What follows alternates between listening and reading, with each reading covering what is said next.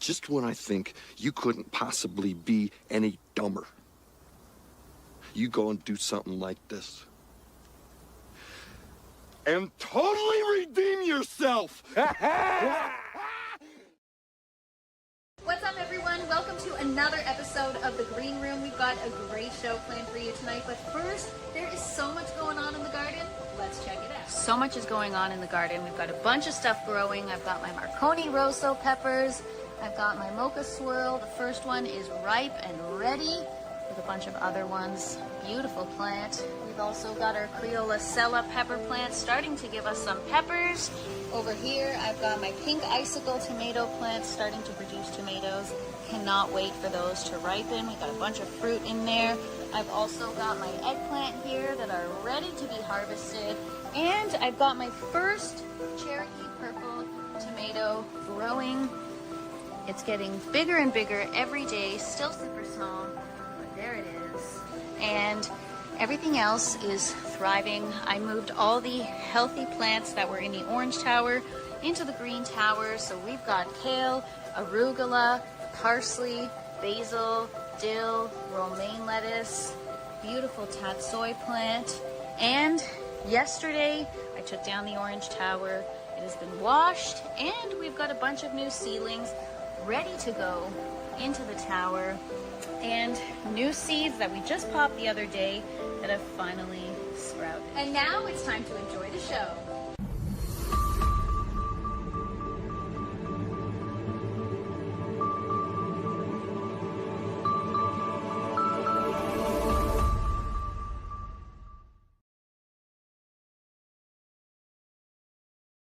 All right, all my garden enthusiasts and passionate plant people. Welcome to the Green Room right here on the Urban Gardener channel. And not only is it wonderful to have all of you awesome gardeners with us here tonight, we also got to welcome our amazing co-host to the show tonight. Let's welcome Natalie, the Fresh Princess, to the show with us here. Awesome, Natalie. Great to have you here with us. What's up, Enoch? How's it going? Going good, going great. How are you doing? I'm good. I'm so glad to be here tonight. Happy Monday, gardeners. Thank you all for hanging out with us. We have a great show planned for you tonight. Yet another one. I think we're episode 7 now. 7. Right? Here we go. Yeah. 7. Yay. Yeah. So we're moving along nicely. But yeah, we've got a great show planned for you tonight. Joining us in the green room, we've got Alex from Habitual Hobbies. And Nisi from GMama Growz, hard in the garden with us here tonight. Right on, right on. What a great show we got for you all. So definitely stay tuned for these awesome guests we got coming up here. Yeah, I can't wait. And also, just at the top of the show, for those of you replay viewers that cannot join us live tonight, thanks so much for taking the time to rewatch after the fact and let us know in the comments that you were here. Yes, absolutely. And if you are here with us live as well, too, definitely join in on the conversation in our chat right now. I can already tell there's lots of folks in there already talking. One of the things I love to see is everybody getting the conversation going, even well before the show even gets started. So definitely jump into the live chat there with us if you do have any questions or anything for our guests coming up. We'd definitely love to see all of those questions, as well as right now drop in for our roll call coming up here in just a few minutes. Let us know you're here. Let us know where you're growing from. Let us know what you got growing on in your garden. Yeah, all good things. I'm excited for tonight's show. I'm excited for the conversation.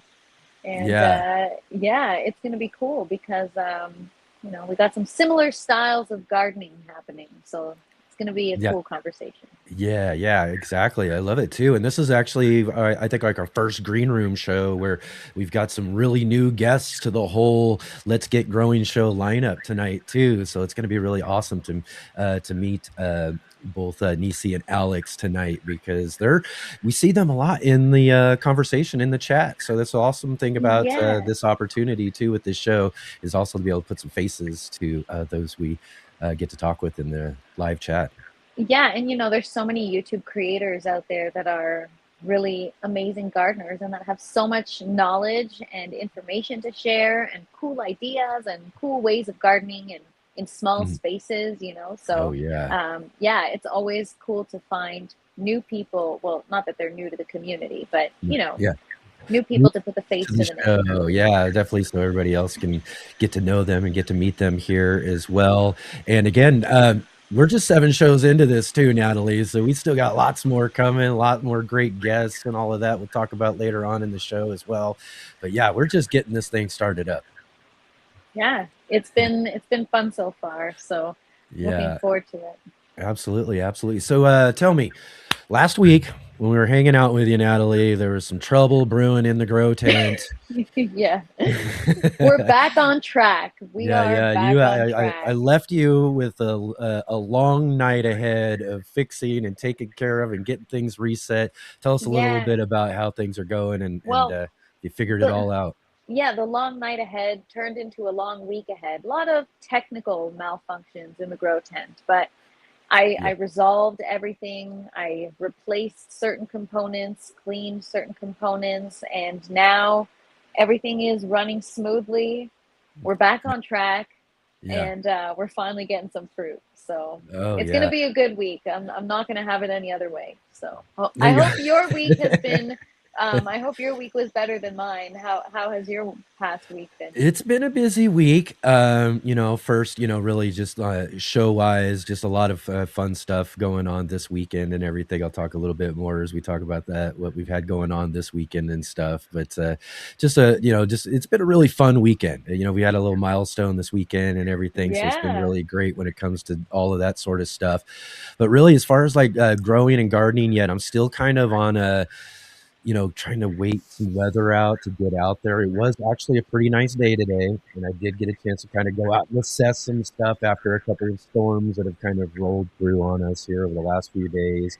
And I mentioned last week we had snow like the week before and all of that. We've just been having lots of just really icky weather. Let's just say it's that. a fake spring.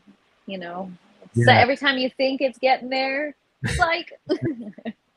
Now the fall Yeah, spring thing that so many of us have to deal with all the time, it's just that could be no fun yeah. because you just don't Well, know what you could get done or when you're gonna be able to get to doing certain things that you got on your, chore list to do, it's but funny because in Canada, yeah, the snow stops usually around now. It starts to melt. Everyone yeah, starts to prepare, and then yeah, in April, we always have like one big last snow mid to end uh, of April, and yep. everyone's surprised, like as if it doesn't happen every year. It's so funny. So I'm Yeah. not doing anything until May. Yeah, exactly. So yeah, and in a way, I can say along those lines too that we are kind of maybe in today would have been almost like a second false spring in a way too, because we usually Yeah, get a little one in February every single year for the 15 years I've lived here in Southern Oregon. It's always like mid-February. It just gets really nice. You want to get out and do a bunch of stuff and get things going. I remember my first year living here when that happened in mid-February. We were out mowing the lawn, thinking, "Oh, it's nice. springtime Yeah. already. We're ready to Next day, go." there's All like that. 2 feet of snow. The little flowers, the spring flowers get tempted and they start popping up everywhere because the weather's all nice and warm and everything. And then, yeah, snow starts to drop, everything Yeah, too. that's the worst, right? When you have Hmm. the, like, for example, the tulips, Oh, when, yeah. you know, you have a few nice days and they start to sprout and then you get the Hmm. snow again and it ruins Yeah. them. So Yeah, last year was sucks. really hard on them, and I'm hoping that our snow that we had, like, this last week or so is just gonna be, like, I mean, we could always use more, and I guess I wouldn't Yeah. really be too complaining, but last year it was a bit later, similar like what you're saying, we get something in, kinda later in the or early in the spring, I guess it would be in a sense Yeah. at this point, but yeah, it's uh, for those tulips, those poor flowers, those poor things like that last year, Yeah, I they were know. It's up, they were crazy. all looking great, and then just that snow and ice piled on them and really just gave them a hard time. They didn't look as well afterwards after that.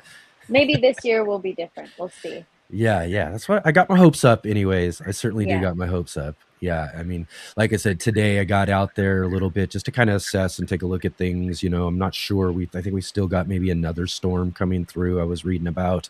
So I'm not ready to really get hard working out there and taking care of stuff until it's really over with. But it's kind of cool to get out there and see some of that life coming to life out there though too. I I was know. checking out It's some of my so fruit trees. exciting. Yeah, starting to It's see some just, buds on the fruit trees. Oh, that's so I cool. love that. It's an exciting time. The spring, new beginnings, Yeah, rebirth. I love it. It's one of my, well, I mean, I love all the seasons, but one yeah. of my favorites. Yeah, yeah. Spring's probably the best. I love summer. I'm just like, I'm a summer, as much as the heat gives a problem to my garden and I got to work through all that sort of stuff during the summertime. I'm one of those people who never complains about how hot it gets. Yeah, I Uh, love the heat. Bring it on. Bring it The on. winter, I Exactly. just like, yeah, I hibernate. It's Yeah. hibernation time, Yeah, you know. yeah, exactly. I definitely don't get as much done as I'd really want to when it comes down to it during the winter time, and my least favorite season. But there, the benefit of that is kind of that hibernation though too, right? Is Yeah. that, take a little break. You have a busy year. Wintertime, you can take a little bit of break. But for you, I mean, you're just that's the thing I love thinking about when I think about your grow tent and everything that you grow in this really amazing grow space that you have is just it's year round. It doesn't matter if Yeah. it's winter or I not. You don't got get things. breaks here. Even if I wanted one, I like unless everything is powered down and there are no plants, there are no breaks. It was like That's last week, I thought I'd have downtime and it was always something in the grow tent. always something going on for sure. Yeah, Right on. Well, excellent. So let's go ahead and get things moving along here let's today. do it. It's time, everybody. I hope you guys jumped into our chat there. Let us know where you're growing from, what you got growing on, and all that, because it's time for roll call. My name is Kevin. Yeah. That is my name. Yeah. They call me Kevin. Yeah. Because that's my name. Roll call. All right. It's roll call time. This is where we get to say hello to all of you there here on the Yeah, show, out in we our got a lot of live chat people right now. in the chat tonight. Oh yeah, man. Everybody's just again, like I said, it's just so cool seeing everybody jumping in beforehand, before the show. Like seeing we got GT Junior Growz in Alaska was in Yeah, nice and what's up, early GT here. Junior? Yeah, joining us nice and early as well. We have Yeah, we've got MK. Good to see you. Thanks yeah, for hanging out, MK. not gonna miss this one. Right on. Don't miss Yeah. any of them, that's for sure, right? As well, we got Seed Addict also in here as well. Good to see you. And we got our one of our guests of honor, Habitual Hobbies. What's up? Yes. All right. And Yeah, also too, legendary. we definitely got to thank our good friend and facilitator and producer of the show, Jay Dixon, joining us from Midwestern Ontario. Yeah, fellow Ontarian. There you go. Yeah. The Canadians are going to take over the show. I know you guys are for sure. And we got Look to Nature Homestead. Good to see you. Thanks for hanging out with us. Happy Monday. Absolutely. We've got Robin Gardens joining us from Chicagoland. We'll be seeing Robin here in just a couple of minutes. Yes. Robin's got a cool plant of the month feature for us coming on in our Grow What You Eat segment here.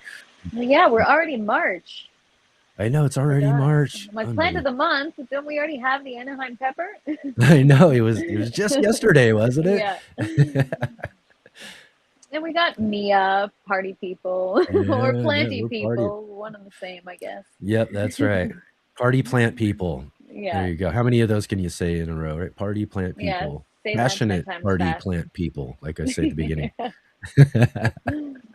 And of course, our other guest as well, coming up here just a little bit here on this show, Nisi from GMama Growz Hard in the Garden with us. Excellent. Yeah, and we've got Michelle in the meadow. What's up, Michelle? Happy Monday. Great to see you. Great to have you here with us. Awesome. And we've got J57 for you. Enoch and TFP. What's up, right. Jay? Absolutely. Great to see you. And Serena. Good to see you, Serena. Thanks for hanging out. How am I the only one in this chat? I think Serena, right? And we might have to let Serena know. I think she might be over at our alternative stream that we have that goes on our other on our the Let's Get Growing.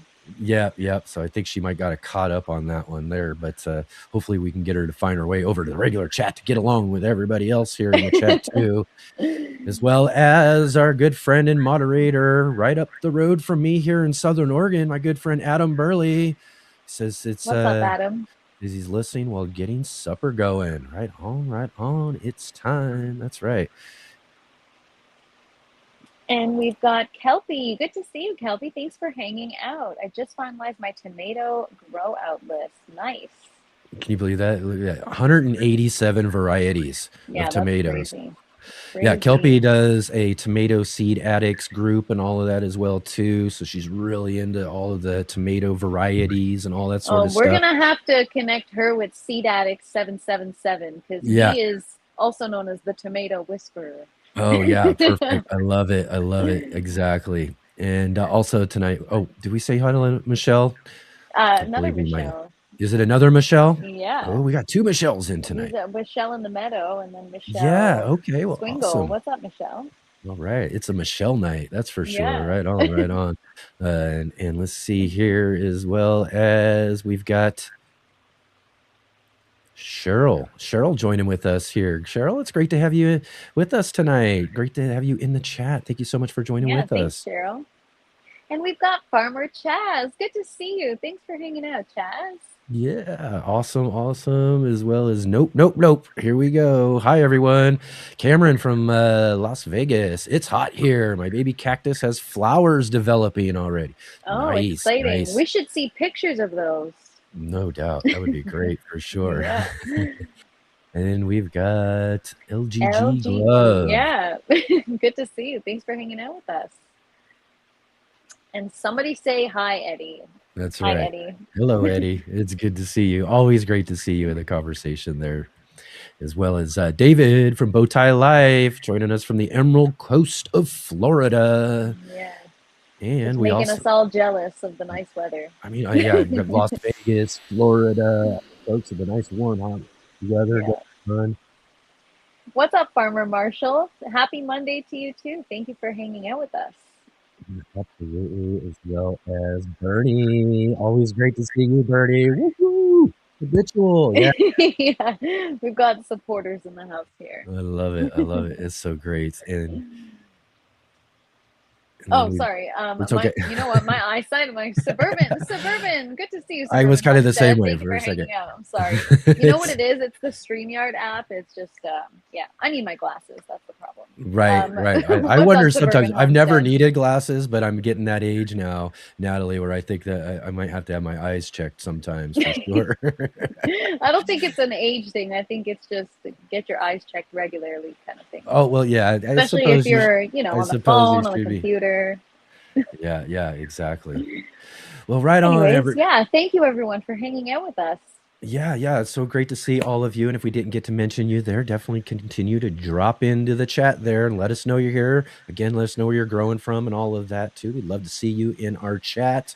And if you've got questions too, again, like I said, drop those questions in here for our guests coming up here in just a little bit on the show. But we just teased this just a minute ago, Natalie, already going for the month time here on Grow What You Eat. So let's see what Robin's got for us this month.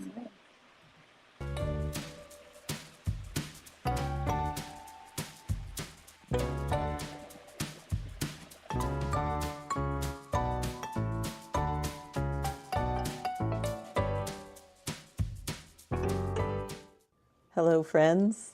It's time once again for the Green Room's Plant of the Month. And this month it is the green striped cushaw squash. Every now and then a vegetable sneaks into the garden plan and steals the whole show. For me, that veggie is the green striped cushaw squash, a plant I once dismissed as a one-time fun novelty just because of its sheer size. Did I really need a squash the size of a big baby in my garden? Turns out, yes, I did. Okay, Al, what do you think? I think she's looking good. Ooh, pretty. Well done. Looking back to 2024 Thanksgiving, we were in Missouri and our friends took us to an Amish general store. It was hidden well off the beaten path. Old-fashioned treats and practical treasures, and on a shelf, this big, hard-to-ignore squash.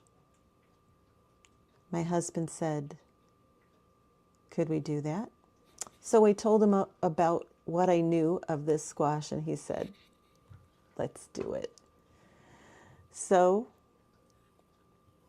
a pack of seeds came home with us, and an unexpected garden love story began.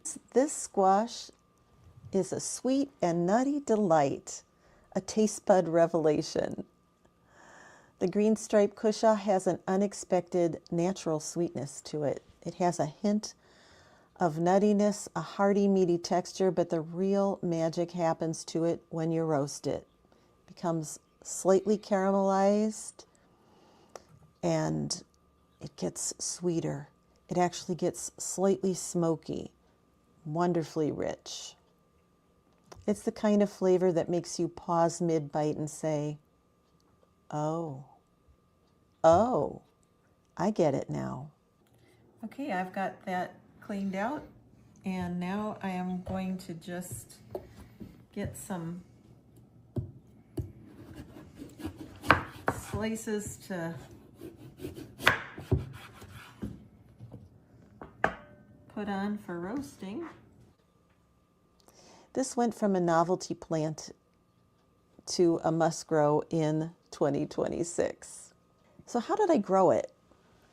Well, full disclosure, I garden with squirrels. Bold, persistent, opportunistic squirrels. Yeah. So to pull off 4 10-pound squash from 2 vines, had to get creative. Think chicken wire cages. I did hand pollinate because I wanted to save the seed for the Door County Seed Library. And it took a whole lot of vigilance. Yep, a whole lot of vigilance. Once summer kicked in, the vines took off like they were caffeinated. And yes, they performed the classic diva droop, the squash drama, midday wilting like I hadn't watered it in a month. Spoiler alert, they're big old fakers. Well, my setup was 29-inch birdie bed. I let it grow over the edge and down onto my pea gravel. We did end up putting wooden trellises that we had spare in the shed underneath them, keeping them up off the pea gravel and the heat of the stone. A couple of bricks underneath the wooden trellises, and that worked out really, really good. This round bed has 2 cushaw squash. These are the ones that can get like up to 15 pounds. Big, striped, gorgeous things. So I'm letting it drip out this side and that side, and I might have to rig something up. I initially sowed them back in June on the 10th, but I ended up resowing them because I got nervous because they didn't sprout as quickly as a normal squash does, but they did sprout. They loved the full sun. Germination, of course, even though it was slow, 100 days later, we were harvesting yummy squash. So this cushaw is 11 or 12 days since discovery when I looked back in my phone, and look how enormous it is already. How did I feed them? Well, just like the rest of my garden, it got alfalfa pellets covered over with about 4 inches of organic leaf mold compost. In the spring, I gave it some balanced organic fertilizer and azomite in the hole where I put the seeds that I direct sowed. And once in the summer, I gave them an organic liquid feed. So didn't take too much, but my soil is rich. And in spite of the squirrel challenges, these squash delivered. Big, bold, beautiful, and absolutely delicious. So why should you consider the cushaw squash? Well, if you love a vegetable that is delicious in recipes that are both sweet and savory, this squash is going to win your heart. Well, maybe it's more like win your taste buds. It's versatile. It stores well. I still have one of the 4 left here, and it's doing just fine, but it's going to get eaten in the next week or so. Pro tip, this makes an incredible soup. So what I have chosen to put in here is about 2 tablespoons of butter, salt, pepper, and parsley and thyme. And we'll see what that does. You can dress it up with some cream, with some sprouted pumpkin seeds, some chopped green onions, some sliced peppers, some dried cranberries, croutons. You pick it. It can be dressed up however you want, but that simple soup is delicious, and it freezes beautifully so that your summer self will thank you for putting it up for a tasty treat. I do have a video on making cushaw soup over on my channel, Robin Gardens. And if you'd like to see that, the mods will put in a link to that video. So some final thoughts on the green cushaw. Well, guess what? It's earned a spot in my 2026 garden, squirrel pressure and all.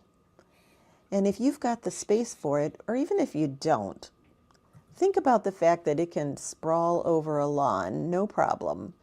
This delightful heirloom squash is it's a squash that might surprise you, just like it surprised me. And who knows? It might become a must grow for you too. Remember, grow what you eat and eat what you grow. Bye now.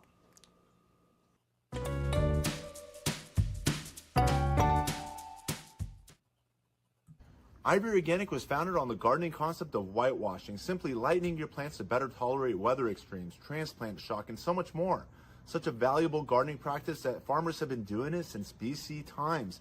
However, in recent years, most research has been caring for plants and trees using latex and tar-based products which are designed to last 100 years but fall off your plants within 1 to 2 years as your plants grow, contaminating your garden soil indefinitely. Ivory Organic gives organic commercial orchards and backyard growers an organic and healthier alternative. Also, unlike latex and tar-based products, Ivory Organic dries on porous, allowing moisture and nutrients to pass so that your coated surfaces such as grafting wounds and pruned branches will not rot.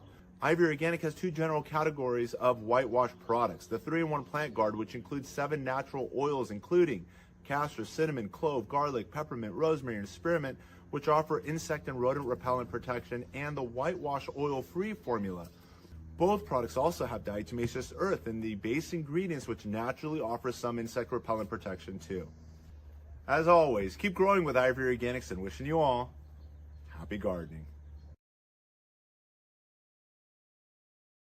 Why wait for the right season to start your garden when you can grow anything you want all year round? This is my indoor garden where I grow all of my own produce regardless of the season. Aeroponically grown food, pesticide-free, all organic. The mission is to inspire and educate others to do the same. Whether you're limited in space or not, an indoor garden can be your reality. Follow along as I explore all the ways to achieve a successful indoor garden. From aeroponic Dutch buckets to vertical grow towers, I experiment with all kinds of grow mediums and varieties. Let's learn and grow together and reclaim our food sovereignty.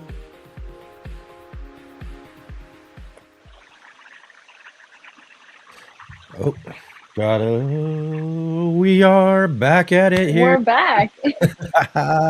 Excellent. How about that green stripe Cushaw squash that What a Robin showed us, beautiful right? squash. I'm not even a squash fan, but I would grow it just to try it. Just to That try that it. looked amazing. Yeah, beautiful. I saw that Hash was in the comments during that asking if it's an alternative to pumpkin, could we use it as a jack-o'-lantern?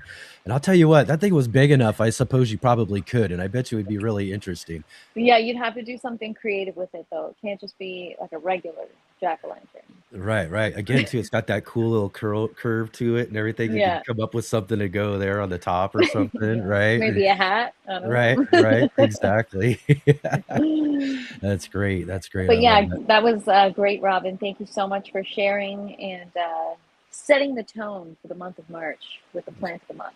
Absolutely. Again, thank you, Robin. And go check out Robin Gardens. We got a link down below in the description. And go check out all the other wonderful things that she's growing here in 2026.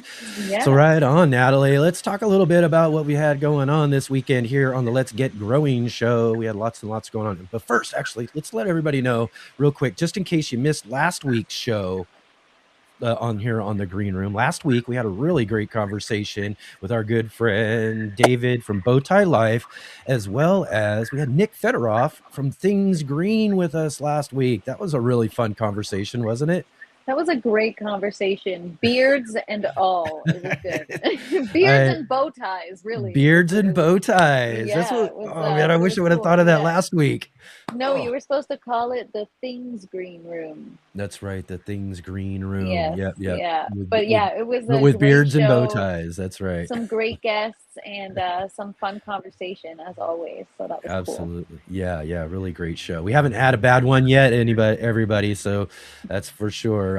Also, this last Saturday on the show, I had my good friend Nate Murray from Garden Like a Viking joined with us. In fact, what I did is I went and joined Nate's channel and did a live stream with him before he does his live stream about an hour before his finishes, about an hour before we start ours. So we did a double header. I was on his show. He came and did my show. It was really, really fun. Nice. That's awesome. Yeah. As well as we got to meet Amy from the Hobby Homestead joined with us as well too. Really, really great gardener.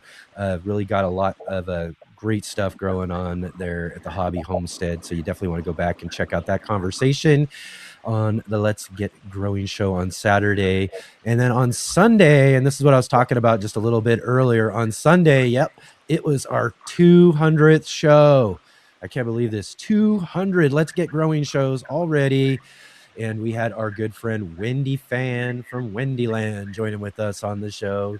Wendy was our very first guest, and she was also on the 100th show, and then came back to join with us on the 200th show. So wow, full circle.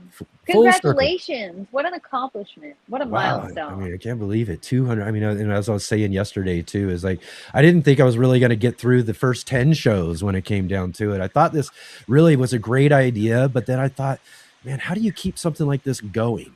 Yeah. And that really kind of ate at me those first few weeks and everything. Like, oh man, can we really keep this going? And here we are, 200 shows later. Wow. We've added the Sunday show and now the Green Room here for Monday evenings now. Just how this has turned out way better than I ever thought it ever could. Well, that's the way things happen, especially within the gardening community, right? Things kind of unfold where you connect with so many different other people and things just kind of expand before you know it. So exactly. Kind of just took on a life of its own in a way. Yeah. Well, it's an awesome thing that you do for the community. So congratulations. Well, thank you. I appreciate that. I appreciate everybody else, though, too. And this is something I had to really emphasize yesterday. This show isn't possible without all of you folks out there who are watching with us live and come and join with us each and every week here to meet all of these just really amazing gardeners that we get. I mean, I'm telling you, there is not a show or a series of shows like this anywhere in the gardening community where you're going to get to meet the variety of gardeners that we get to have here on this show. Not only that, as you just saw with Robin from Robin Gardens and our Grow What You Eat segment, we've got Shawnee Growz, we've got Katrina from Sow and Tear, we've got our In the Garden segment, David from Bowtie Life. I gotta name everybody here.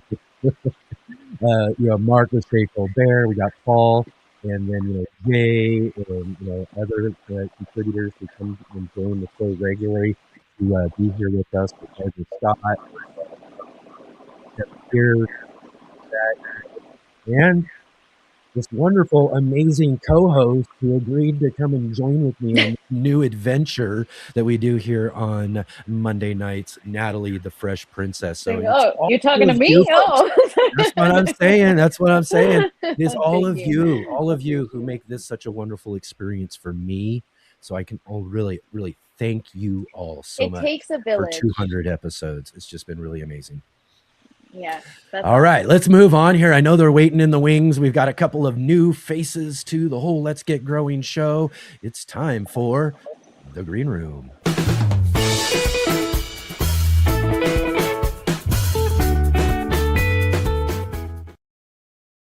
All right. Are you ready? It's time to go. Yeah, we've got joining us. We've got Alex from Habitual Hobbies. Good evening, Alex. Thanks for hanging out. Let me know if you can hear me okay. Alex, we can hear you great. And we also have joining with us Nisi from GMama Growz, Heart in the Garden. Awesome. Good evening, ladies. Happy Monday. Happy Monday. Yeah. Welcome to the Green Room. I'm so nervous, you guys. No, you think you're nervous? Oh, my. What do you mean? You've done this 200 times. I know. I'm 200 shows into this, and I still get nervous every single time. It's okay. You know what? That's the nice part about the Green Room is it's just casual conversation about the thing that we all share a passion for, which is the garden, plants. So why don't we start off? Why don't you both tell us a little bit about yourselves? Just introduce yourselves. Can y'all hear me now? Yes, we can hear you loud and clear. Yeah, in fact, Nisi, how about you go ahead and give us a minute here and introduce yourself, let everybody know here in the audience all about you and your channel.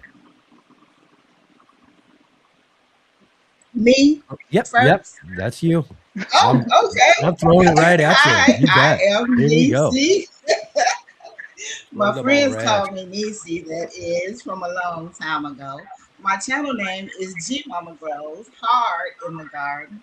And my channel is basically an entertainment vlog about me and my plants. And I also have a rabbit that I bring in every now and then. But basically, I just show how I grow and what I grow and talk about my plants. And what about you, Alex? Okay, my turn.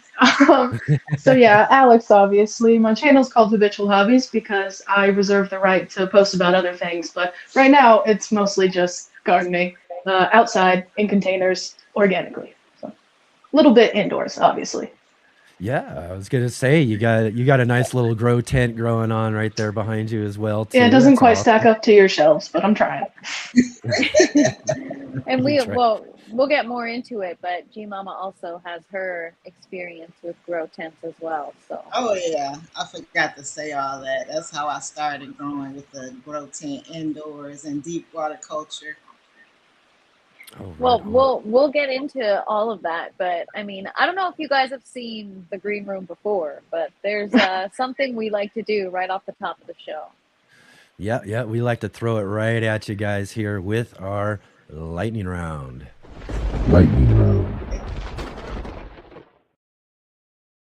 All right, let's see if we can get this going right. Let's see. Yeah, we're good. So we've got Alex up first, right? Oh, goodness. Nope. I'm sorry. I got it again. We'll get this timer down. We'll get this timer down eventually. Yeah. I swear we will. We'll get it for sure. Until you figure it out. So this is a lightning round. So you'll go one at a time. You've got 60 seconds to answer 10 questions. It's not serious or anything, just for fun. First thing that comes to mind. Just have some fun with it, and it's just a good way to, warm you guys up for the crowd. Yeah, we really throw it at you, put you on the spot here, right? So first up, we've got Alex. Drew the lucky number first up for sure. Are you ready? As ready as I'm gonna be. All right. I'm going to go as soon as Enoch hits Soon as the clock start. starts, we're gonna get going here. All right. Ready? Here we go. Okay. If you can only grow one thing for the rest of your life, what would it be? Garlic. What plant best represents your personality? Also garlic. One gardening rule you love breaking. All of them. Finish this sentence. I knew I was officially a gardener when... I put up a grow tent in my one entire full bedroom of my house. Oh my God. Most difficult plant you've ever grown. Broccoli. Biggest gardening inspiration. Oh, goodness. Probably, just for the sake of YouTube-wise, Roots and Refuge, I guess. Okay. Most valuable lesson gardening has taught you. All right, just going to have to try it again. Who is more annoying, squirrels or birds? Oh, sorry. Worst gardening advice you've ever received. I haven't received a lot of bad advice, to be honest. All right. Squirrels or birds? Who do you hate more? All the squirrels. The birds are fine. I'll share it with them. The squirrels can get out of here. And, How dare you ask me that? You got 9 out of 10. We got one last question. I'll ask just for the sake of getting the answer. One gardening tool you can't live without. My hands. That's the only. I don't use a lot of tools, honestly. Yeah. My containers, are those tools technically? Yeah, it's kind of more like I don't know, supplies. We'll give it to you for sure. I'll take. Absolutely. All right. All right. We Great got job, GMama up Alex. next. Awesome. GMama, you're up in the hot seat now. Yeah. Are you ready? All right. Okay. As soon as the clock starts. All right. Let's grow. Did it start? Okay, come on. There we go. Most difficult plant you've ever grown. Peanuts. Soil or deep water culture. Deep water culture. The one gardening tool you can't live without. Scissors. Biggest gardening inspiration. Gardening with Lady Cheryl. What is always in your fridge from the garden? Greens. Finish this sentence. I knew I was officially a gardener when... Everything I see, I want to put a plant in it. Direct sowing seeds or seeds starting early? Direct sowing. Both. Seeds starting. All right. And if you could grow a garden anywhere in the world, where would it be? Ooh. Hawaii. Oh, Hawaii. Oh, that's a good one. That's a good answer. Tropical garden. That's All right. We got 8 out of 10. That's okay. 8 out of 10. All Okay, right, real quick. All right. Yeah, Pretty real good. quick. So yeah, I mean, we'll ask you the last two. Greenhouse or grow tent? What's your preference? Grow tent. And what's your favorite chore / task to do in the garden?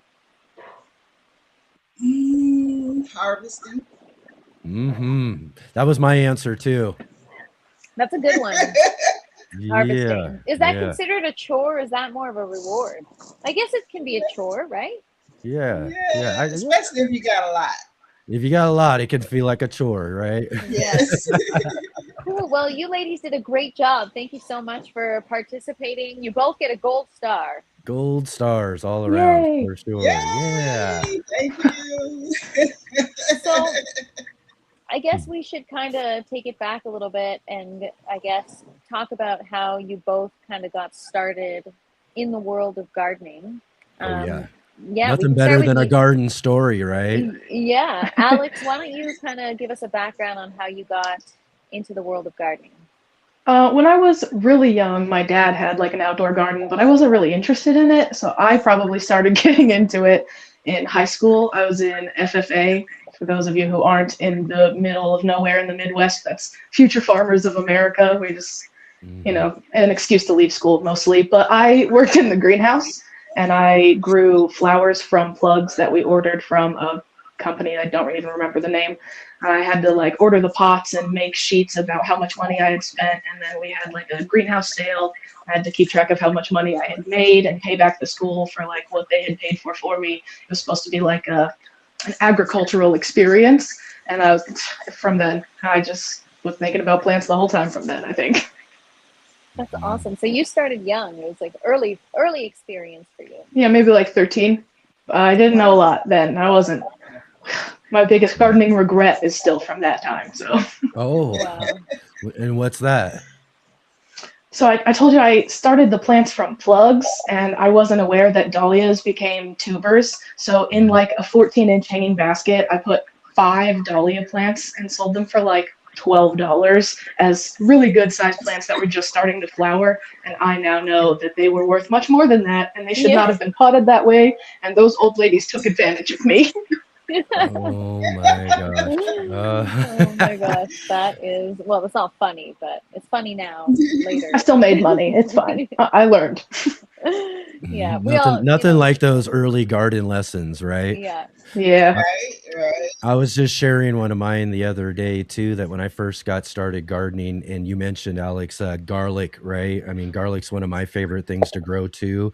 But when I first did my very first garlic I ever grew, I knew enough that you needed to grow them from the cloves, right? Right. But I took those cloves and I was sticking them in those little 6-cell things and putting them in little individual cells to get started with. Yep. Yeah, that's how far I needed to go to learn about gardening from my very first. You had a lot of green garlic to eat. That's right. You can still get something, that's for sure, right?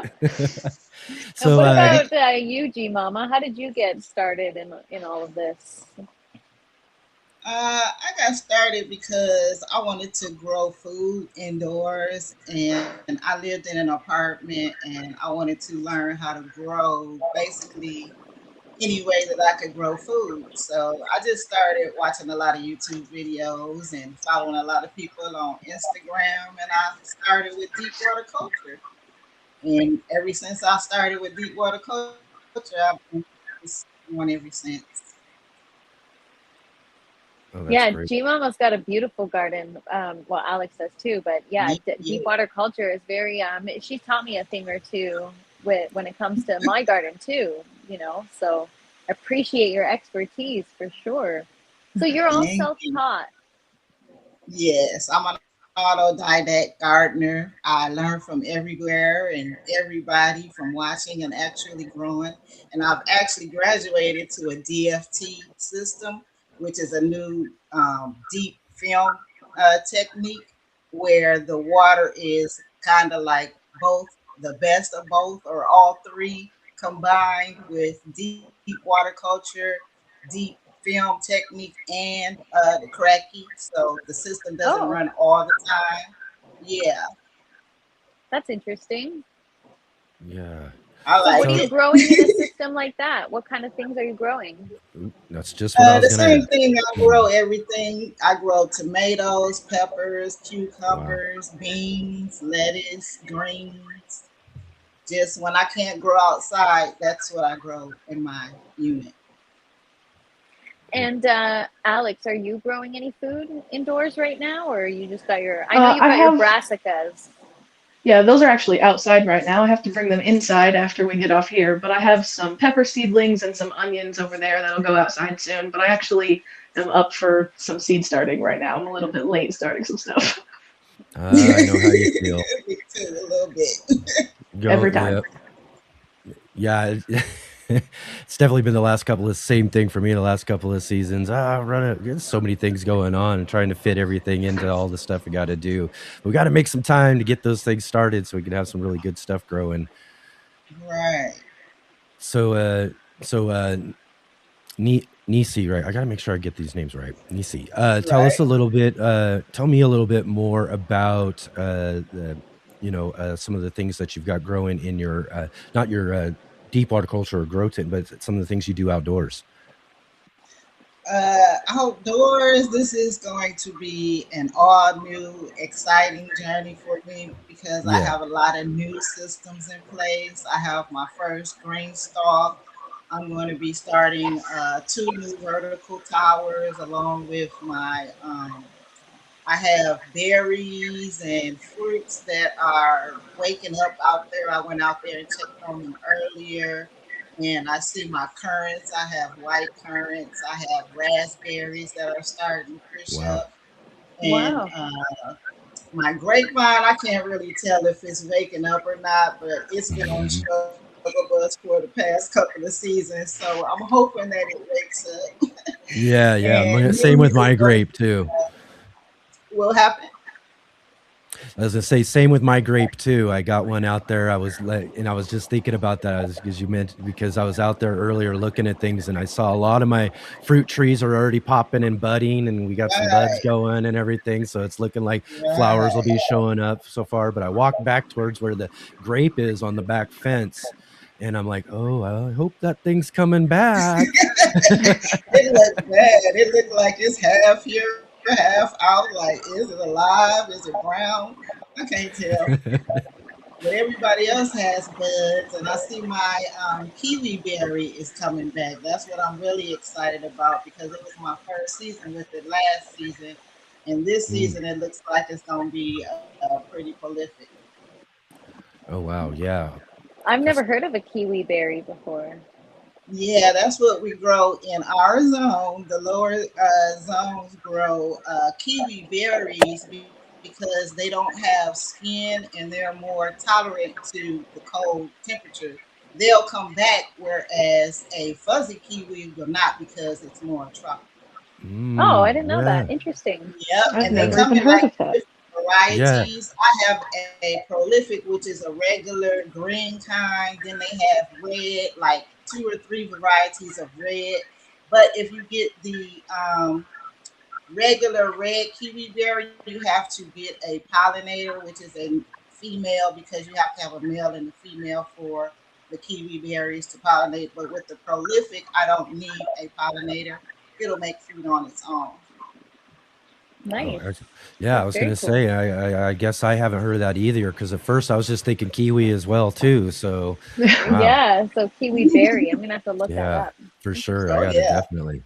And what about you, Alex? What kind of stuff are you growing outside this season? I know you outside is like your expertise. Yeah, I prefer it outside. Yeah. I have nature to blame things on. It's not all my fault outside. But right now, the only thing that's actually thriving out there is garlic and maybe like some thyme. And I have one perennial flower that's starting to come back. But I have, like I said, all the broccoli is probably going to go into the garden within like 2 weeks. We might get a harsh enough frost that I have to protect them once or twice, but I need them out of my house. Yeah, you have a lot of brassicas, right? How many do you have? Like 20 of them ready to go outside? Like 36. Oh wow, that's a lot. Yeah, so you're Broccoli, ready. kale, and Brussels sprouts. So one thing that I thought was interesting is I know Alex, I know you make your own compost, and that's something you've been really focused on in the well. I don't know how long you've been making it for, but I know you've been really trying to talk about it more recently on your channel. And GMama, I Yeah. noticed that you've been also talking about making your own compost too. So I mean, I guess we'll start with you, GMama. Why don't you tell us a little bit about that and what you're using it for? Mhm. Well, I started making my own compost when I before I actually started with soil because making compost is a component of creating soil because you want good compost to have good soil. So I learned that creating my own vermicompost and different techniques that I could use indoors. I use a lot of fermentation indoors because of the smell, and fermentation cuts down on the smell. It's a little bit longer process, but at the same time, I don't have the smell and I still get the same results. But after making my vermicompost and my regular composting for so long, I realized that I could create my own soil. So that's how I've been creating my soil using my vermicompost and the other composting, like cardboard and things that I can use. That's awesome. What about you, Alex? Yes, I have a compost tumbler outside, and I Mm. don't use it how I'm supposed to at all. Maybe that's the one that I used incorrectly from your previous question. They have like the two sides, and they're like, make this one compost, well, you add to this one. And I tried that for the first like year that I had it, and it just did not work at all. So I was like, I'll just do it my own way, and made it work. And the compost just makes the plants really happy. That's So right. why not? It's actually really expensive for me to get compost shipped to my house because I have to have it Mm. shipped like 35 miles from the closest town that I can buy it. So I don't want to spend $50 on 2 yards of compost and then have to pay Right. 200 to get it to my house. So Yeah. Wow. Yeah, you don't need it to do that. So it's always best to be making your own and everything too. That's really great. yeah, Yeah. Right. And paper And and cardboard and just leaves and anything that can break down, everything works. and then yeah, for you sure. see you also mentioned too you do vermicompost. Yes, I have a Burma hut that I actually had to downsize because my apartment has gotten smaller, but it's still the same thing. Yeah, But you yeah. fit quite a bit of plants in a small space. How many plants would you say you're at right now? What's your plant count inside? Mm, I don't, I, it's a lot. I Just don't a count lot. them. I just, right. That's great. As So many as she can fit. That that's the part. way it is, right? Stuff them Because in I there, got as many as you can trees, get, fruit right? trees, and vegetable plants, and flowers, and everything. So, yeah, it's a lot. I know Yeah. it adds up quickly, right? The addiction is real. Right. The addiction I is tried real. to do an inventory, but every time I get like halfway through, I'm like, yeah, anyway. It's like, what's the point? I'm gonna add more tomorrow, so I'll count tomorrow. Right on. Let's see. There was a couple of questions someone threw in here too. And real quick, I just want to mention everybody, if you do have questions for our guests here, go ahead and drop those in. We'd I'm love trying to not to ask your stare at my questions in computer there too as much. well I have the too. chat pulled up.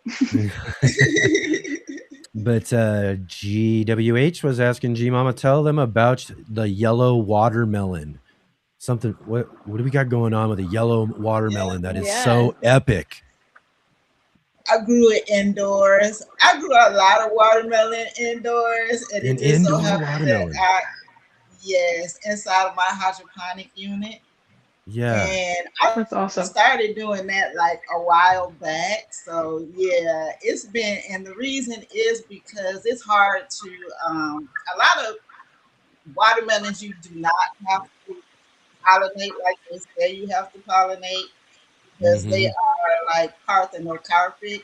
So they will produce fruits on their own without help. And if they Yeah. cross pollinate with something else, then they will produce seeds. So it's easy to grow these things. And I started growing the small, I only grow what's called ice box watermelons, and they only get from 1 to 3 pounds. And I Mm-hmm. use trellises. I started them on trellises, but my latest one was the I can't think of the name of it right now, but it was I called it a hydro melon because I actually grew it in my hydroponic unit, and I just let it sprawl on the bottom because my hydroponic tower is a 4 tier. So I let the watermelon just take over the whole bottom tier and grow, and it got about 2 pounds. Wow, And it I was was gonna say, delicious. how big did it get? Because It was you know, I delicious. I tried my watermelon and it was the size of a softball in my system. So that's pretty Yeah, and impressive. that And the it's fact that not it gonna. tasted good Yeah, is it awesome. depends on the variety, and a lot of them. I'm growing a new one right now called Cahao from Baker Creek, Kaho, and Okay. it's supposed to get up to 3 pounds, but I don't have that one in my hydroponic unit. I'm growing that one semi hydroponically in a mineral based substrate. Cool. Oh, right on, right on. Yeah, and then let's see here real quick. So we'll ask this one too, because it kind of goes along with that. How big is your water reservoir? I know you've mentioned systems that you use. How big's that? Yeah, it depends on which system I'm using. My biggest one right now is over 10 gallons. Oh, that's Okay. a big reservoir. Well, it's like Yeah. twice the size of mine. It's pretty big. It's So good when though. I'm So, so when I'm container gardening, and maybe as well too, Natalie and all of you are growing in these types of systems. I container garden, and of course, it's the size of the container is really going to be about like how big of a fruit can you grow. So, like you're saying, you don't want to be trying to grow these big fruits in some of these smaller containers and all of that too. Is that kind of the The- same with I a have, hydroponic water system? it yes. depends. You And can achieve it. Like, I mean, like yeah, Mama said, she grew a 2-pound watermelon, which is pretty Yeah. Wow. good. right. And I get apples off of my apple tree, and my container is only 7 gallons. Wait, you have an apple tree in a container? Yes, I do. I have 3 apple trees actually. That's I very Nice. grow what's cool. called a columnar apple, and they are bred for container gardeners to grow in small spaces. So those Awesome. I Yeah. have those 2 apples, and then I have a apple that is a mixed variety, if you will. It has one of the state apples, and then it has a Macintosh apple on it. So yeah. Wow. Yeah. And Yeah. Alex, you don't have any fruit trees, do you? No, well, I technically have one. I make fun of your lemon all the time, but I have a Oh. real sad fig tree outside that Oh. it's been on my porch and it's been really cold and I haven't watered it and I'm Uh-oh. serious, probably 4 months. And I scratched it the other day and somehow it is alive. I don't know. Wow. Oh, yeah, they're pretty resilient. They'll keep going, man, if you get the I right tried ones for your area. I tried blueberries as well, and that fruit doesn't like me. I don't know. I don't know. I Yeah, got yeah, about 2 or 3 of those out there. yeah, I got I some have more blueberries out fruit there I gotta take outside better than I care of. do other things. That's why I said this will probably be the best year for me growing my greens and things because I'll have a little more space now. Yeah, Yeah, that's yeah. awesome. Yeah, I love growing fruit trees myself too. I've got a few of them. I've got a couple of apples. I've got a frost peach. Oh, We've got nice. several different fig trees I've gotten over time. And yeah, hopefully be able to expand out to a couple of other ones this year because my friend just brought me some big giant pots, a whole bunch of them. And I was like, oh, perfect. Now I could go start some That's more what's going container on right trees. there. Yeah, that's Yeah. so cool. Yeah, the That bigger way the it pot, stays. the bigger the plant. That's for sure. Yeah, Yep, true. that's right. I get to move a couple of them up into some bigger ones and then start maybe a couple of new ones as well too. So I'm kind of excited about that because again, small spaces, urban garden spaces, which I do a lot of on my channel. Where a lot of us are limited to the just being able to grow in containers, and it's really nice to know that you can actually grow some fruit trees Yeah. in containers Yeah. as well too. Real Yes. quick here, let's ask this. We had this question come in from a couple of folks in the chat. What zones are Alex and Nisi growing from? Alex, what zone are you in? I'm 6B, 7A, right on the line. 6B, 6A. How about for you, Nisi? I'm in 6A. Okay, you guys are similar. What's your zone up there? Do you know, Natalie? I should Google it. You know what? Indoor gardeners, we don't need to know that kind I of know stuff. So, exactly. and for We flowers, I just know we have I almost wonder if from it's like a June till 5 or so. September. You're still Oh, under So, snow up there, huh? yeah. yeah. Oh man. It's still snowing here too, and it's raining tomorrow. So Yep, rain here too. It's raining for like My the next 4 days. zone, Yeah, we've been getting a 7A lot of or 7B. That's crazy. 7A or How are 7B, and you're still under how? snow? I don't understand. Yeah, we still have snow. We still have quite a bit of snow. Today was the first day that it actually starting to melt. But we just got snow yesterday.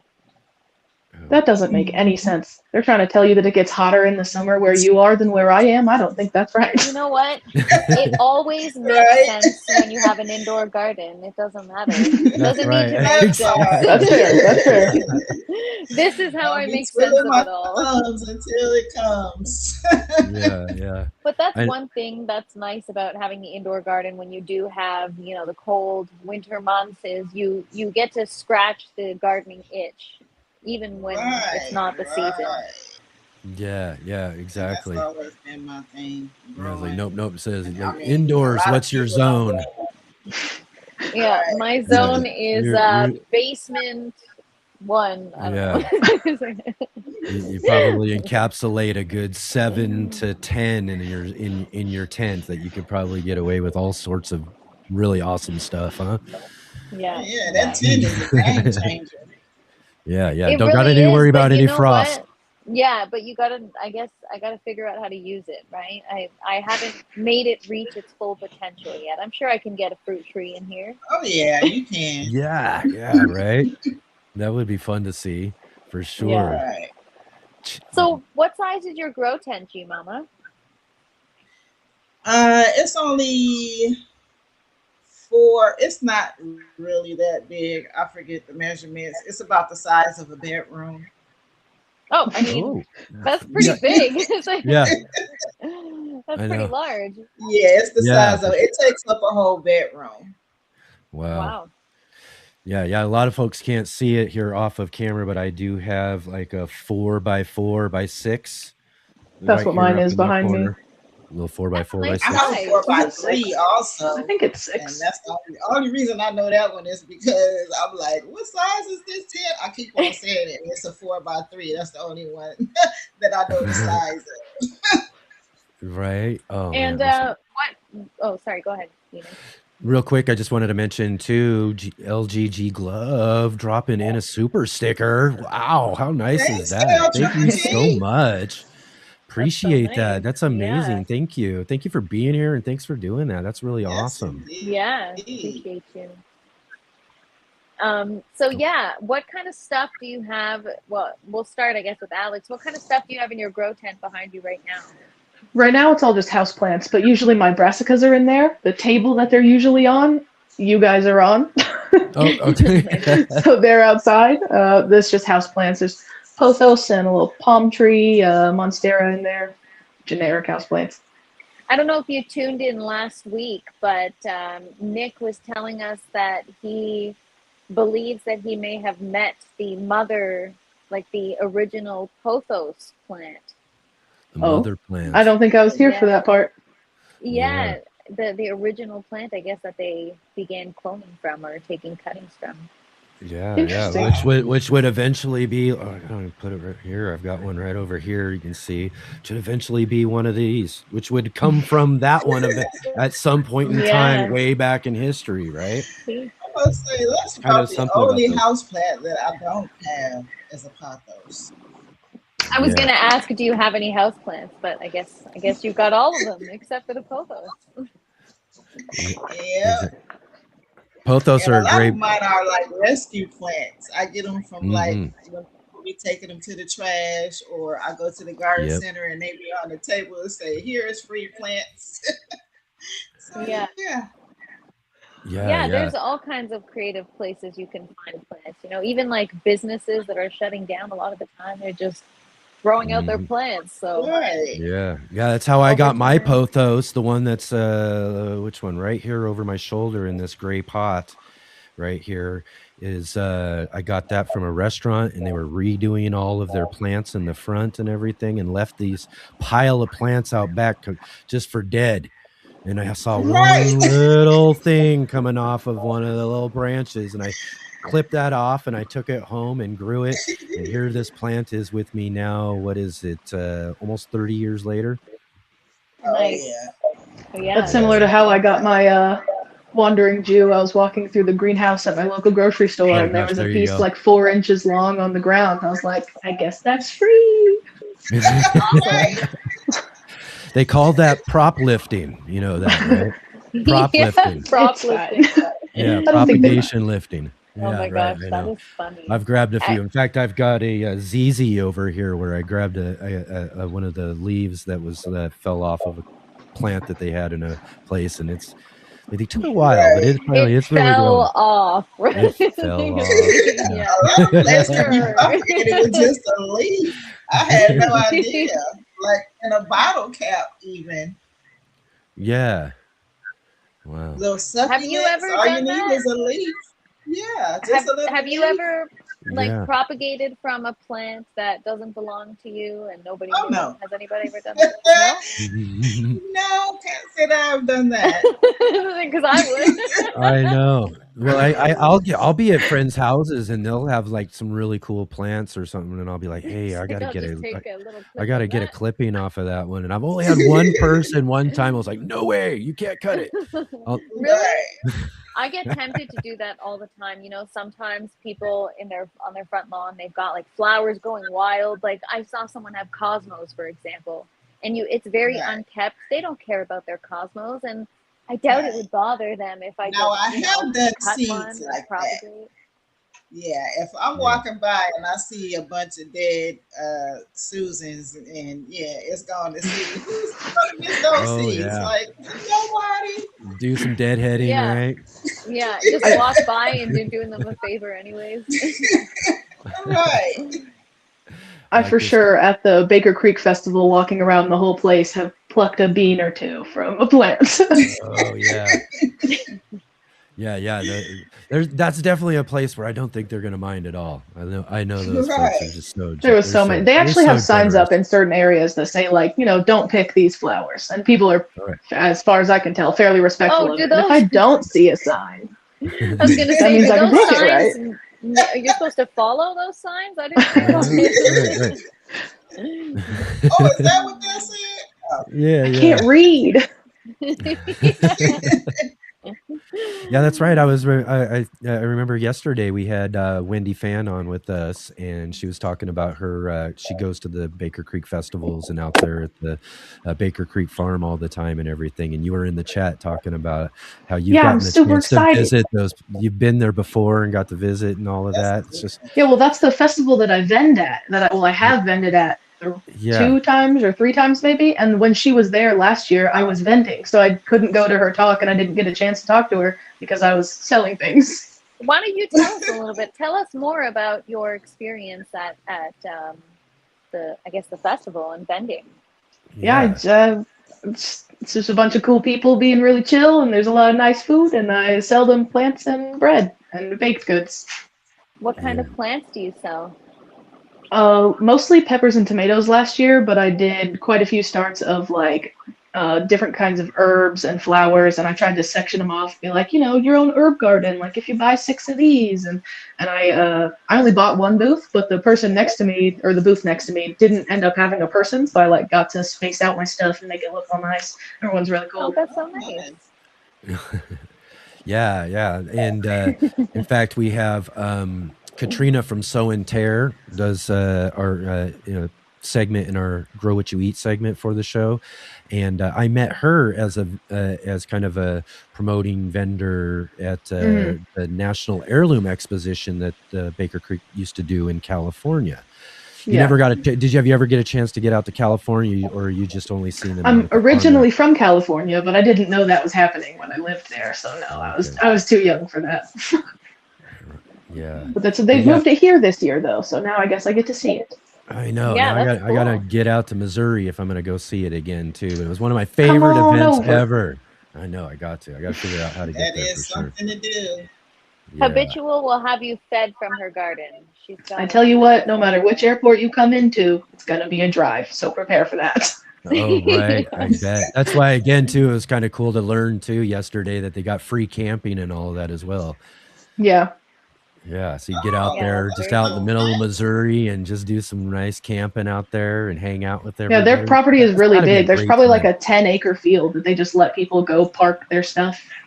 I'm like, yeah, just camp there. Wow. And they have showers and bathrooms that are like a little bit of a walk, but not far, close enough that still perfectly cool, usable.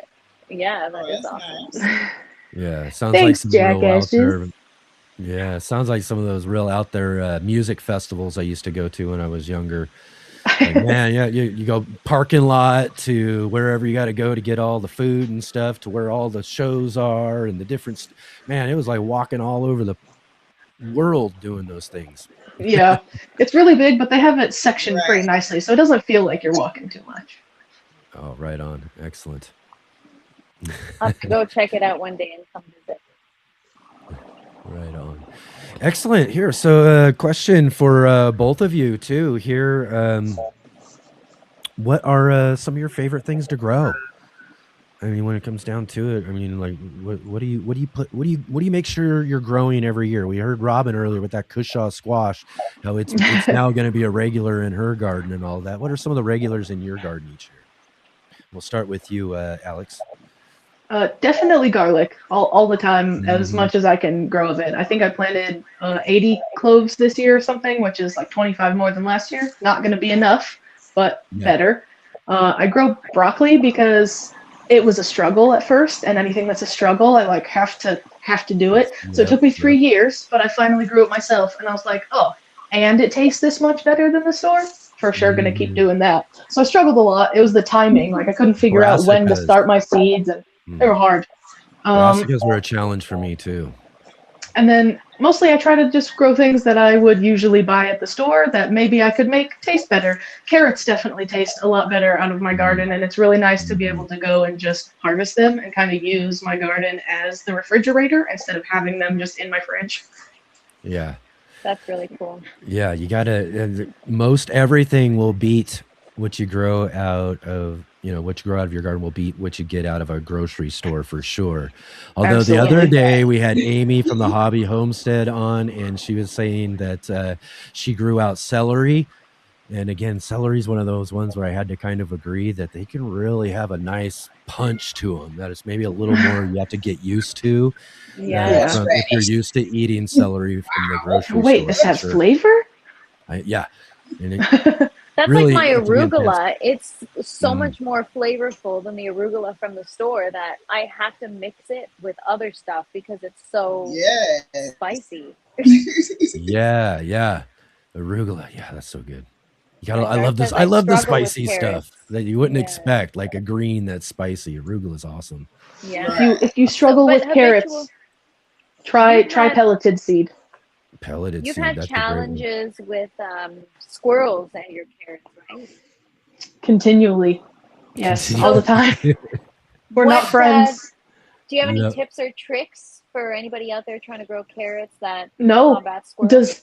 Does anybody have some for me? I really don't. That's great. I recently put chili flakes because squirrels can taste spice, but birds can't, so I didn't feel too bad about the birds. And then obviously the pollinators land on the plants, not in the soil. So I tried to deter them with that, and maybe it kind of worked for a while. Like I don't know, maybe it was a happenstance. Yeah. You ever heard of hardwired cloths before? Yeah, I have. It's just expensive where I live and hard to come by secondhand, and it's hard to put it in containers because they're round and that. Oh man, I've tried. I've tried putting little like I clipped wire and stuck it in the soil to hope it would like poke them before. I've tried a really deep mulch. I don't know. It's a cheaper version, but it works. Have you tried feeding them? I have like a bird bath, and instead of a bath, I've used it as a feeder, and they eat that. But they're not eating my stuff; they're just digging in the soil and leaving. So they destroy the root systems of what I'm growing, and then run off. Like it's just happy, and they're checking for really real hate them. estate to bury their nuts, probably. They do sometimes, but I have to dig them out. They bury a hickory nut way down in there, and there's like pulling out weeds, and it just keeps growing back. Rude. They're smart. They like know that it's a good place to plant. If I'm planting there, they're like, oh, that's going to be good soil. I'll plant there too and feed myself. No, go away. So on our first episode of the group, well, actually it was our second episode, we had Joe Gardner on, and we asked him what was the most difficult, or what do you find is the most difficult plant to grow? And he actually said peanuts. And you said the same thing, GMama. Tell us about growing peanuts and why was it so challenging? What were the things you experienced? So peanuts for me, it was a whole thing because it started out good, and everything I grow is in a pot because I don't have any place to grow like things like that. And Hmm. the reason why it was so hard is because once the peanut starts developing the flowers, it has to send out a shoot that has to go back into the soil. Yeah. So my problem was the pots were too small and they were round. I didn't have them in the correct containers to start with. And then how the container was really deep, it didn't provide enough top growth because peanuts grow tall also, as well as they grow, underneath and wide. So it was just a whole mess. I did get a couple of peanuts, but it wasn't nothing that I would try and plant again just because of the space. Yeah. Yeah. Yeah, those are tricky. I've never tried, but I've heard of people do them hydroponically. Did you do it hydroponically? Really? Have you ever tried it? No, I only tried them in the soil. Yeah, I've heard it. I've seen it online. I don't know how Oh Yeah. realistic wow. it is. Yeah, exactly. I'm still Yeah, that'll challenging my be mind to something. figure out how they would possibly get it done and all of that. But you know what? Right. I don't doubt much either as well too when it comes to the plant world and what people are able to accomplish with growing things though too. Because That just was when you something think I would that have something isn't to see possible, to someone believe. comes Like, and shows you it wow. is. Yeah, I'll have to look more into that, but I think I did see it somewhere that it is possible. Yeah. Hmm. Yeah, it looks like Robin Garden's got the same problem as she mentioned earlier too, with squirrels. That's funny, Robin. Robin says the squirrels think I grow the peanuts just for them. That's right. Just the That's moment they are right. ready. Oh my gosh, can You you might imagine just all that be, hard right? work? Yeah, all that hard work and then they come and destroy it. I know. That's The just the thing. It squirrels feels so destroy bad for my, people who have to deal with, animal pests. yeah, I mean, they Right. just dig up my, like you said, Alex, they dig up my root system, but that's just to bury their nuts. Right. So at the end of And the season, when also, I'm, sorry, go ahead. oh, sorry, I didn't mean to cut you off. I think it's a Oh, That's delay or okay. something. No, that's okay. Oh, but I'm going to say also, I use what's called mesh bags, and they're meant to keep gophers from digging your roots out of your plants. I use them Oh, to cover my melons and things, my tomatoes in the air, because the squirrels can get through those other hmm. tool looking bags. So I yeah. stopped using those and I switched over to mesh. And it's steel Hmm. mesh and it's meant for gophers. They're actually called gopher bags. Oh, I'll have Oh, to look into those. Yeah. Yeah, That's a yeah, lot that's just a sturdier. pain. Even if you're Watch not now that growing food and it's just flowers, they're relentless. Mhm. now that I said they don't eat my fruits, they're gonna start eating my fruits, and that's not gonna be a fun day. Oh, yeah. I'm a big Speak protector it into of my existence. fruits because I like to enjoy my fruits. So I will protect my fruits at any cost. Yeah, I So hear this that. is how I know about these things. Yeah, absolutely.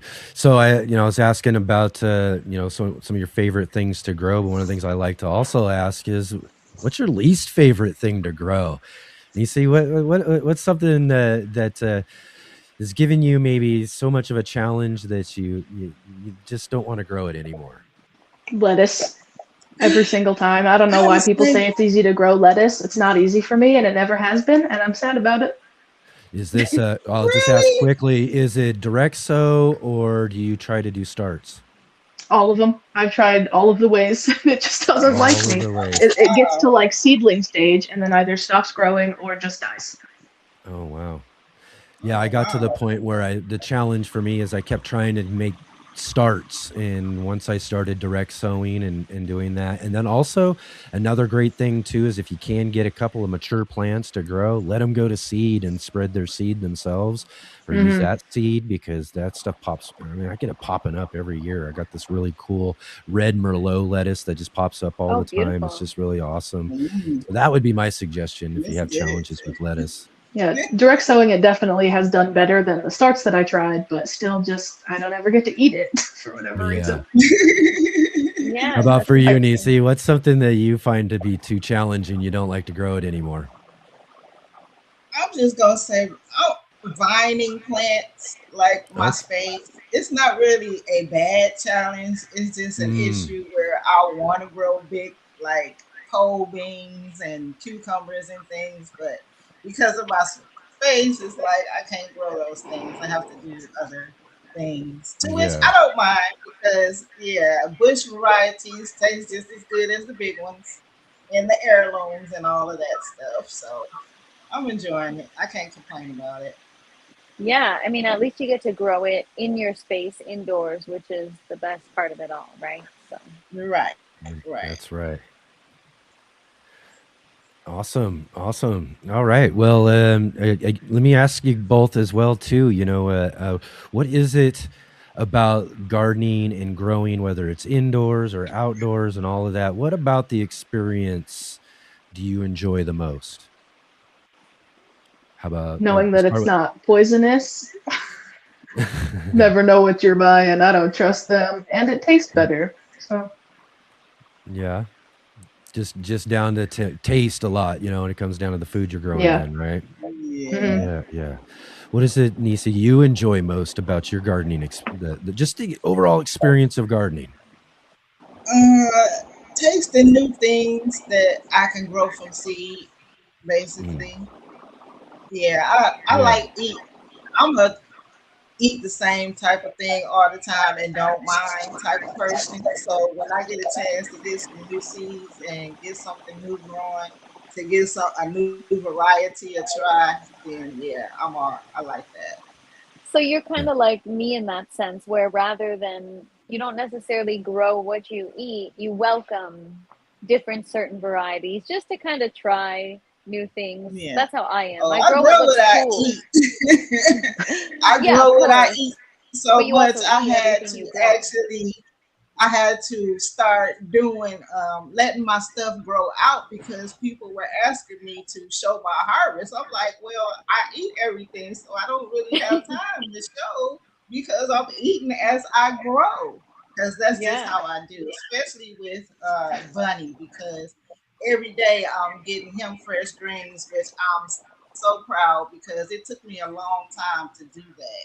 I was constantly running out of lettuce and greens and things for him and herbs. And now that I understand that I need more herbs and more greens, then this is what Hmm. I'm focusing on. And this season, I'm going to be so happy because I'm growing more. So, Yeah.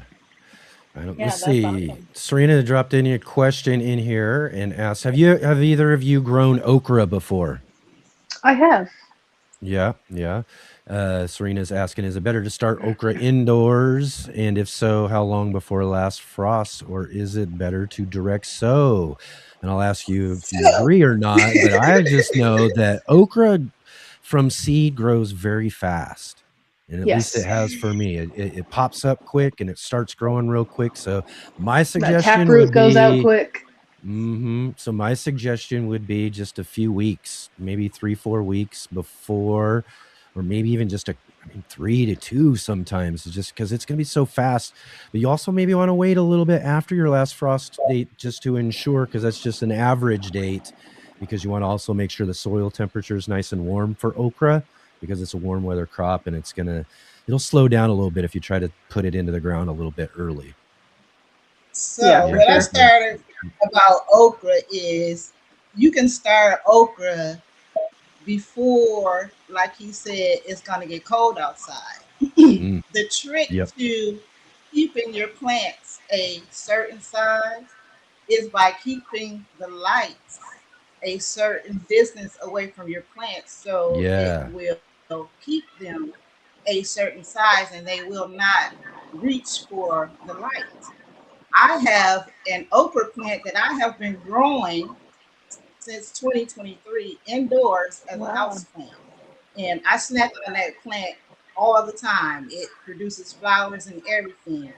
And it just Yeah. depends on how you want to grow your okra plant. If you want it to grow tall, then you expose it to more light. And by that, if you want it to fruit, then you would have to change the spectrum of light. So it can be done at any given time. It's just when you want to put it outside. Mhm. Wow, that's interesting.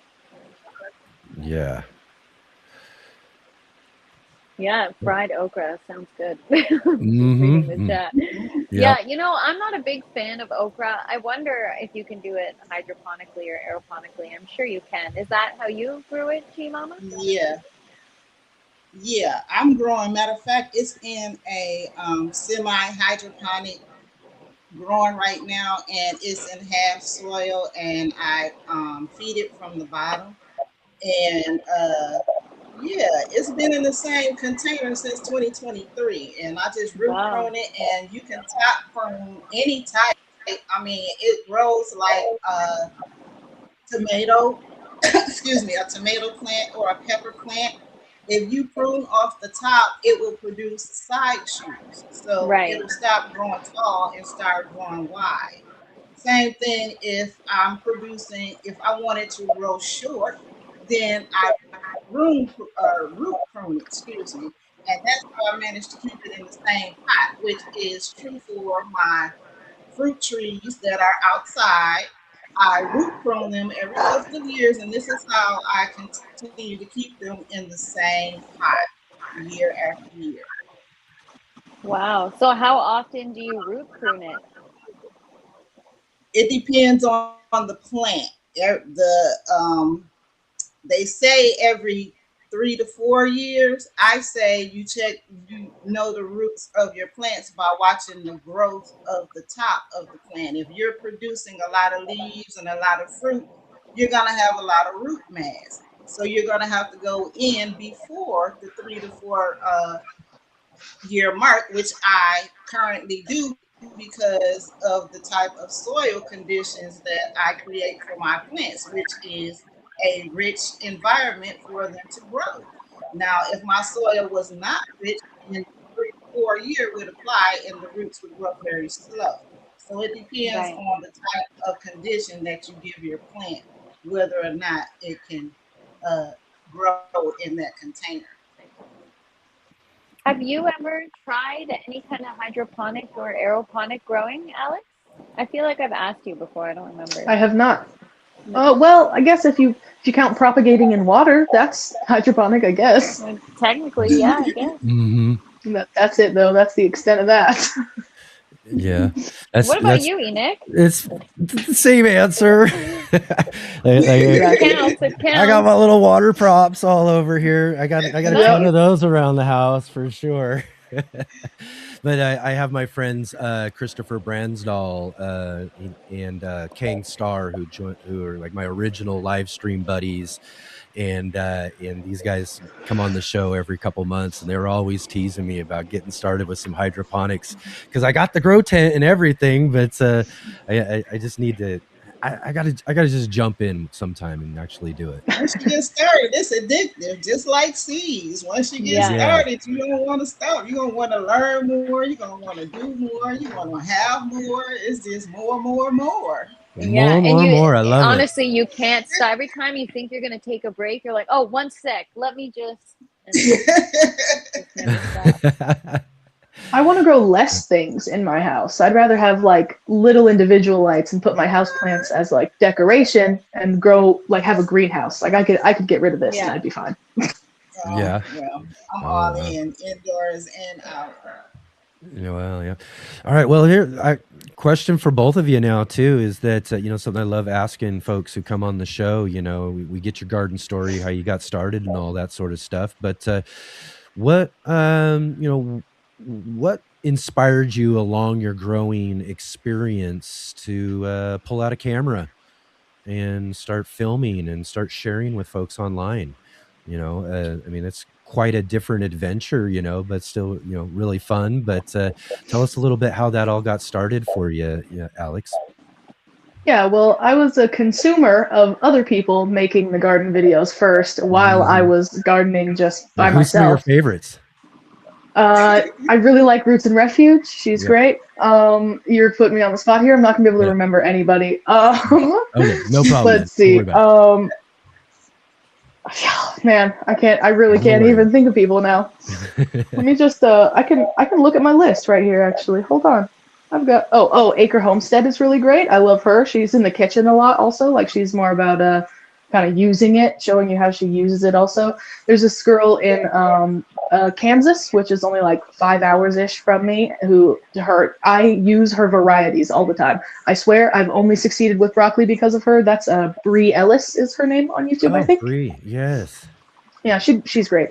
Actually, Michelle in the Meadow, who you saw in the chat earlier, was like the straw that broke the camel's back, if you will, for me starting on YouTube. I was watching all these people, and she was just sharing how she was doing everything and not really caring that it wasn't the way other people were doing it, kind of making it work for her. And she's a little older. I don't want to call her old, but she's older than me. And I was like, man, if she can do it, I love her. She knows I love her. It's fine. She won't care. I was like, if she can do it, I for sure can. Us old and folks maybe don't mind. Yeah, and maybe build like a community around it, because there's not really people here that either care about what I'm doing or just in general there's not people. There's less than 1,000 people in my town, so. Wow, that's awesome. How about for you, Nisi? How did this all get started for you? GMama Growz hard in the garden. I'm gonna say it was more peer pressure. Peer pressure. Oh, there you go. Yeah, because okay, I like that. Here on YouTube, and I was just mainly consuming a lot of content, and then I found myself moderating for a lot of channels.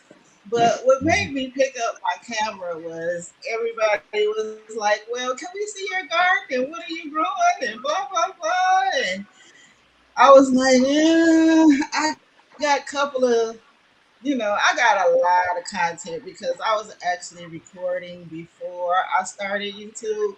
And what happened was I was recruited off of Instagram onto YouTube because I was doing a lot of shorts over there. And they were like, "Well, why don't you come over here and you can make them longer?" So yeah, that's how I wind up over here. Yeah. It kind of sounds similar to me. Is I in both I've been following lots of different YouTubers and folks online doing stuff, and that's how I learned most of my garden. Is I say self-taught, but I was really taught by YouTube University and all these amazing gardeners, on YouTube and all of that, and started doing all these cool things around the garden space, from roof, wicking containers on the rooftop garden to growing things along the alleyway spaces and all that sort of stuff. So it's kind of a public thing. People are walking through the alleyways, or neighbors are noticing the stuff up on the roof and all that. And so people be coming by all the time. And so in a way, it was a little bit of peer pressure, because eventually people were like, "Man, you really need to make your own YouTube channel and share all of this sort of stuff, and so yeah." See, mine was the opposite. I started my channel and people were like, "Why are you doing that?" Yeah. Oh, wow. Yeah. For me, it was two separate. The garden was one thing, and I enjoyed content creation, and I figured, why not pair the two and create content surrounding the garden. I enjoy your stuff. Yeah. Thank you. I mean, likewise, I enjoyed both of your ladies' content. You guys do a great job at sharing some really good information and bringing the community together. And I try. Thank you. Yeah, and again, too, out there being a part of the community, this is one of the greatest communities you're ever going to find, is the gardening community. And it's, like I said, I'm so inspired by all the people I get to talk to through this show and everything, and all of their just amazing gardening stories and everything too. But so real quick here, tell us a little bit about, do you got, what's coming up here in 2026 for you guys? I know gardens are getting started and all that sort of stuff, and in your garden channels and everything. Do you got any interesting or current projects or anything coming up in the future here in 2026? Oh, and Alex, I'll throw that again. I got to remember.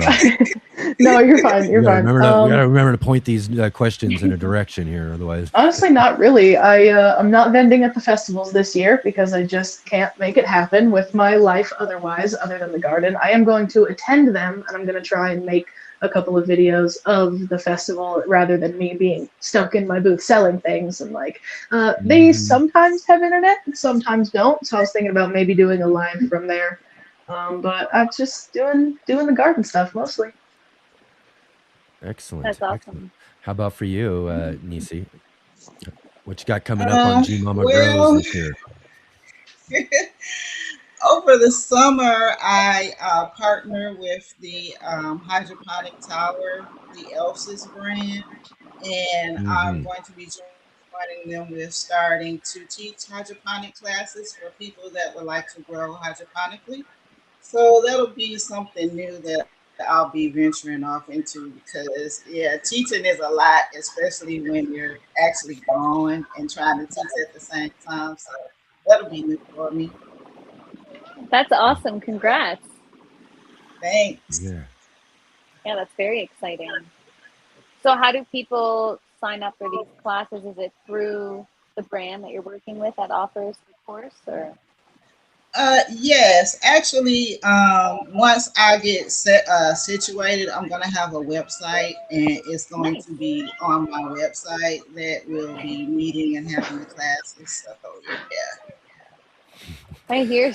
Yeah, I was gonna say, I I was thinking to start looking around because I know my cat Hold George on. is somewhere around here, and I was hearing a cat going off, and I was like, "Wait a minute, where's my cat at?"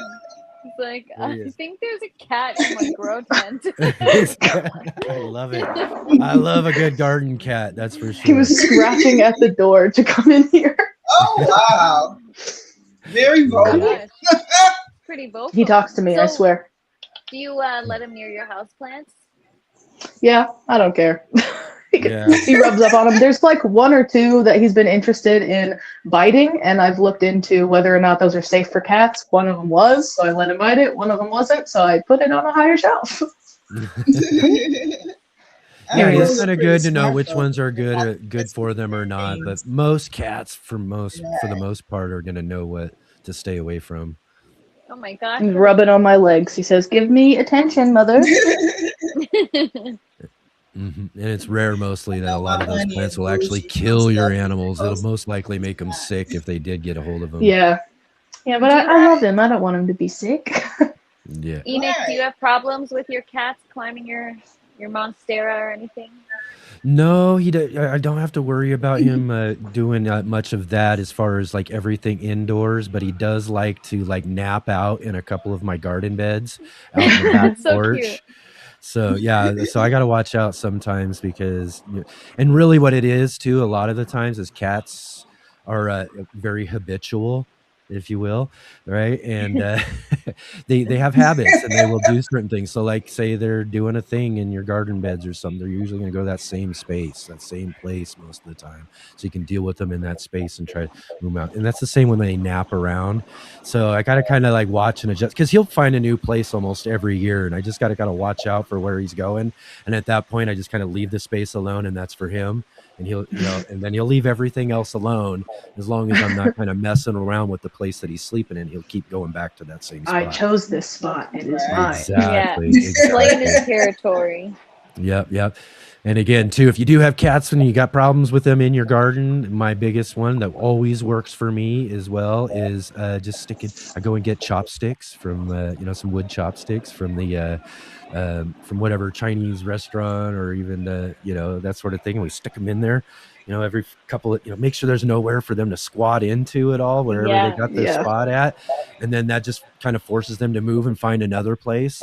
And then you're going to have to figure that out. And then eventually, hopefully you get them to a spot that's not in your gardens anymore. If only that worked for squirrels. I know. I tried. I swear they were metal. They weren't even wood. They were metal, and they still don't care.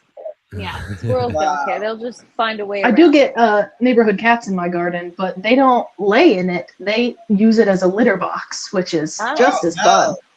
Just as fun. Yeah. That's the thing is, like I said, using it for a litter box. So the only thing you can really do with them is kind of annoy them away from that space. So the only thing that I found that it works, sorry, I didn't mean to cut you off there, it's okay. is I just put more plants. Like the more plants that are there, the less they want to use it because there's not like open space. So I just fill it with plants. Mm-hmm. I like that. Good Yeah, strategy. More plants is the answer to every problem. Exactly. Yes. yeah, and again too, that is in the sense of like if they're using it for a bathroom. Because like I said, when he uses my space for a resting place, he doesn't care if there's plants or what. He's Yeah. burrow himself a nice little flat spot that he needs to, and he'll lay right down on the plants and do that sort of thing. Yeah. Mm. That's just again too, like I was saying earlier, I feel for everybody who's got to deal with animal pests, but I do got to kind of deal with a little bit of Yes. cat issues here and there for sure. Yeah. My dog is not allowed near or around the grow tent. So As is nobody else either. You don't Yeah. even let me in. nobody is allowed near the grow tent. It's just Right. yeah. Oh yeah, I like this one that TFP Robin only, says that's it. too. Orange rinds. Yeah, get some things that are really sensitive to their noses too. Oh, orange rind. Yeah, that's another That one. could work. That could work. I can imagine Didn't that would think work of that. good. Citrus. It would smell good to me, so why not? I know exactly. Bears are not. Unknown. Oh, bears. Yeah. Yeah, we have bears too. Ooh my. Mhm. Yeah, I don't want no bears in my backyard. That's for sure. Yeah, it happens. Not so much in the city, but maybe closer to where Jay is. But Jay's also in Ontario, so. Yeah. Well, I guess do what, get Natalie? deer sometimes. Guess what, Natalie? Can you believe it? It's already run down to that time already. Yeah, time flies. Time flies doing It this was show, Enoch man. and the ladies tonight. Right. Woo, I love it. I love it. There we go. Yeah, thank you, ladies, so much for hanging out with us and making the time and just being part of a good conversation. Yeah. Yeah, thank you for having me here.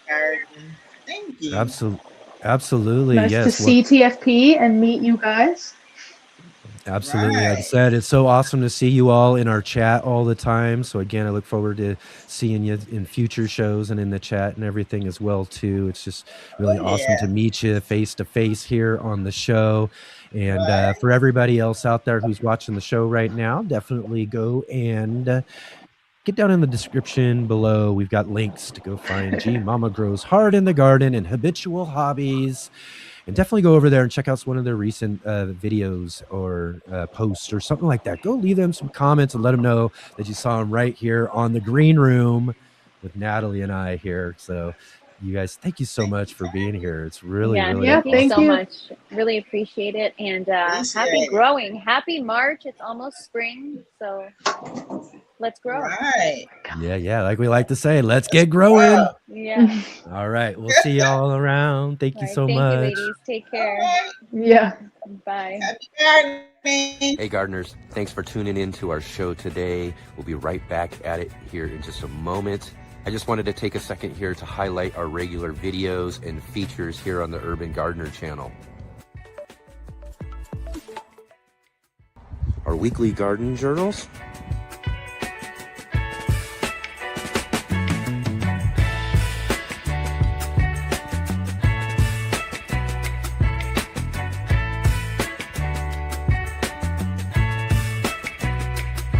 And our incredible feature visits.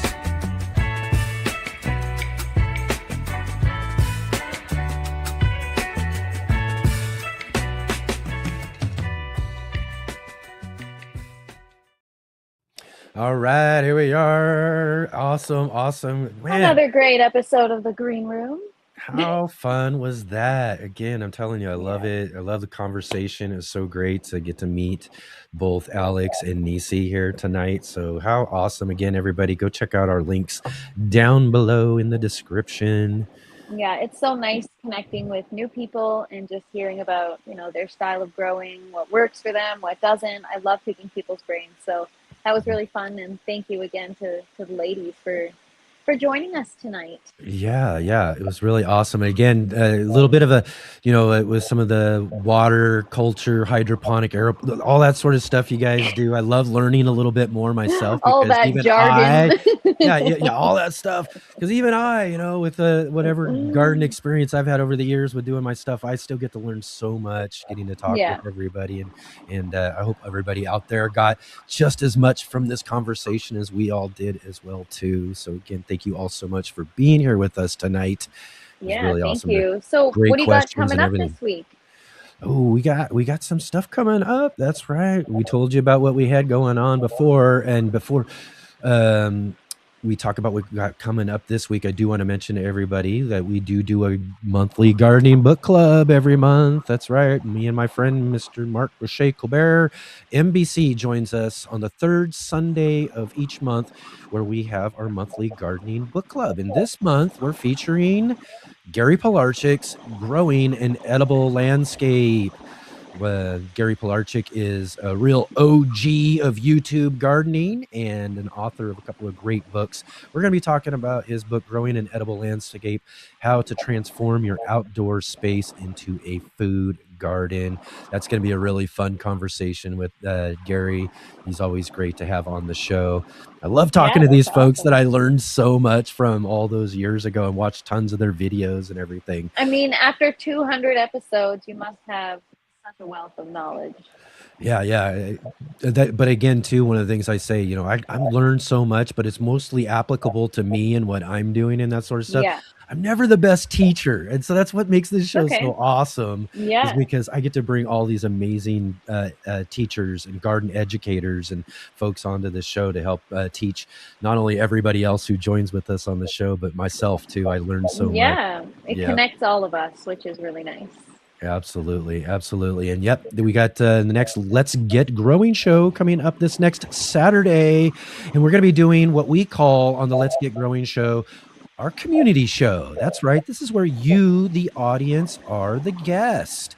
That's right. We do a community show, and this is kind of like a call-in radio show where you call in and talk to the hosts about whatever is going on and all that sort of stuff, except for this is live video, so you get to be live right here on the show with us. I'll share with everybody the live link and everything, and you get to come on and join with us on the show. This is really fun for all of you who get to hang out in our chat all the time, and especially those of you who might possibly have small garden channels out there too. If you want a nice shout out or to have a moment to talk about your garden channel, come and join with us next Saturday for our community show. You won't want to miss out on that.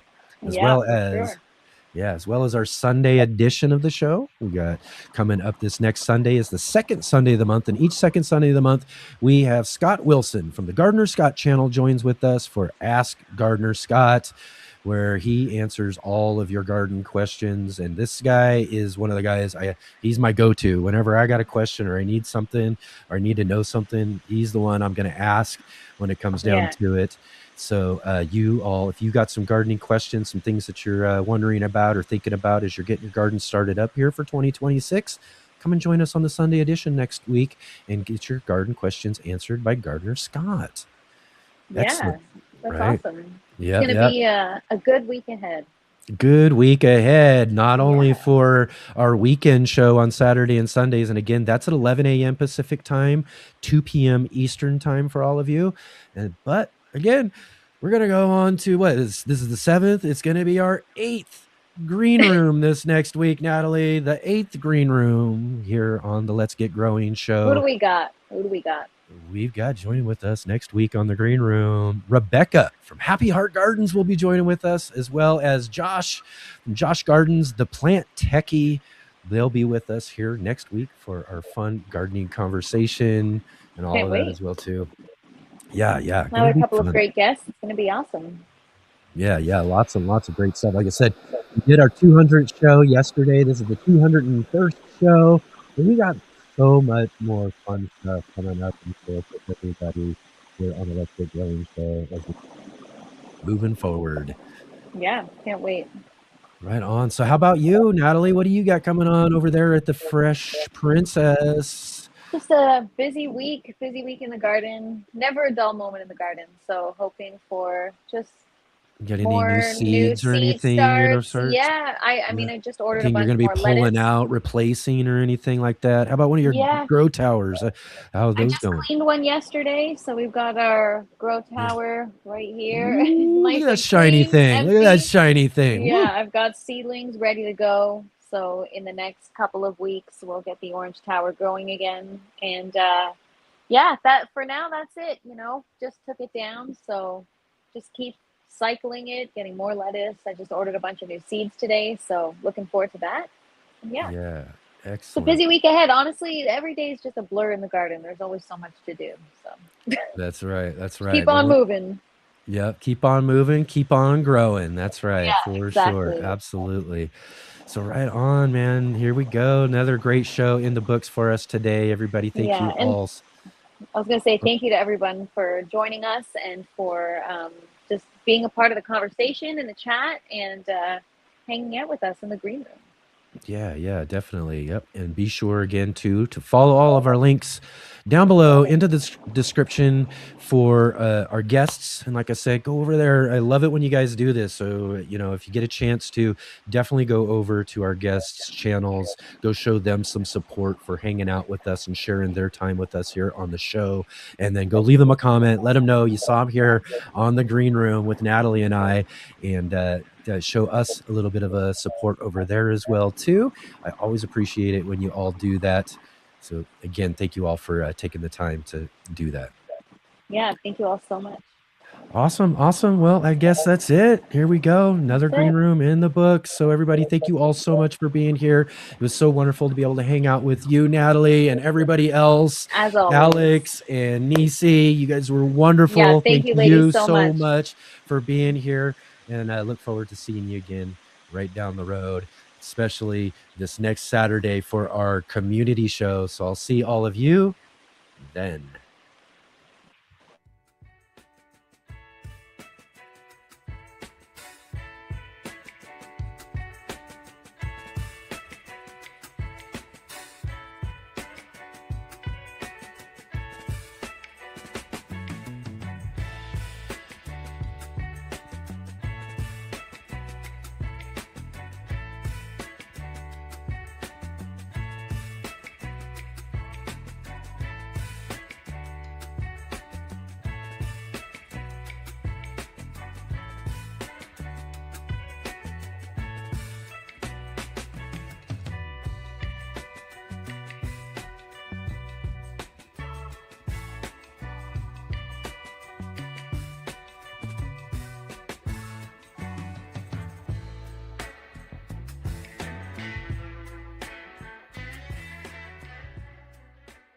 Power out.